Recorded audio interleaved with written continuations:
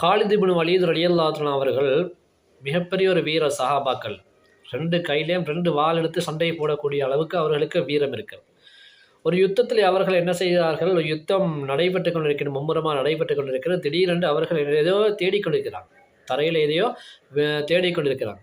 அப்போ மற்றவங்க கேட்குறாங்க, எவ்வளோ பெரிய யுத்தம் நடந்து கொண்டு இருக்குது, இந்த நேரத்தில் போய் என்னமே தேடிக்கொண்டீங்க, அப்படி என்ன தேடுறீங்க அப்படின்னு கேட்டாங்க. அவங்க சொன்னாங்க, என்னுடைய தொப்பி காணாமல் போயிடுச்சு, அதுதான் தேடிக்கிட்டு இருக்கேன். சாதாரண ஒரு தொப்பிக்கா இப்படி எவ்வளோ மும்முரமாக யுத்தம் நடைபெற்று கொண்டிருக்க, தொப்பியை போய் தேடிக்கொண்டிருக்கீங்களே இப்போ அப்படின்னு கேட்ட பொழுது அவங்க சொன்னாங்க, என்னுடைய தொப்பி சாதாரண தொப்பி தான், ஆனால் அதற்குள் நபிகள் நாயகம் ஸல்லல்லாஹு அலைஹி வஸல்லம் அவருடைய திருமுடி இருந்தது, தலைமுடி இருந்தது.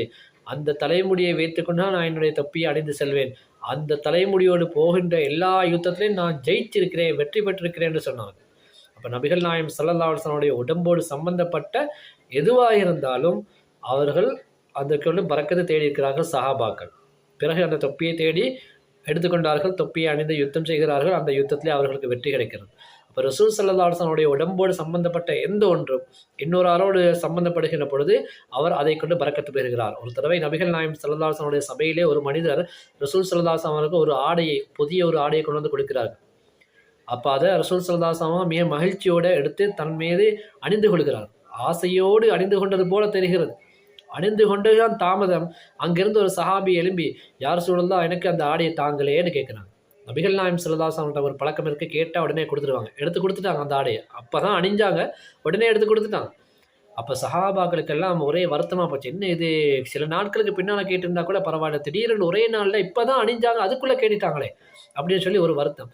ரசூல் ஸல்லல்லாஹு அலைஹி வஸல்லம் அங்கிருந்து போன பிறகு அவங்கள்ட்ட கேட்டாங்க, என்ன நீங்கள் இப்படி திடீரென்று கேட்டுட்டீங்க, கொஞ்சம் நாளை பூரா கேட்கலாமே, நபிகள் நாயகம் ஸல்லல்லாஹு அலைஹி வஸல்லம் ஆசையோடு அணிந்தது போல் தெரிகிறது, இப்படி அவசரமாக கேட்டுட்டீங்களே என்று கேட்ட பொழுது அவங்க அந்த மனிதர் சொன்னார், நபிகள் நாயகம் ஸல்லல்லாஹு அலைஹி வஸல்லம் உடம்புல அது அணியப்படுவதற்கு முன்னால் நான் கேட்கல, அணியப்பட்டதுக்கு பின்னால் தான் நான் கேட்டேன்.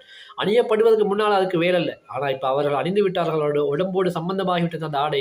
அதை நான் கேட்டதை எதற்கு தெரியுமா, நான் மௌத்தாகிவிட்டால் என்னை அதில் தான் கஃன் செய்யப்பட வேண்டும், அதில் கஃன் செய்தால் என்னை கபரு எதுவுமே செய்யாது என்று சொல்லி நபிகள் நாயகம் ஸல்லல்லாஹு அலைஹி வஸல்லம் சஹாபாக்கள் ஒருவரான அந்த சஹாபி மற்ற சஹாபாக்களுக்கு புரிய வைக்கிறார்கள். நபிகள் நாயகம் ஸல்லல்லாஹு அலைஹி வஸல்லம் ஆடையிலே, அவர்கள் அணிந்த ஆடையிலே நான் கஃன் செய்யப்பட்டால் கபருடைய வேதனை என்னை தொடாது என்று அவர்கள் சொன்னார்கள்.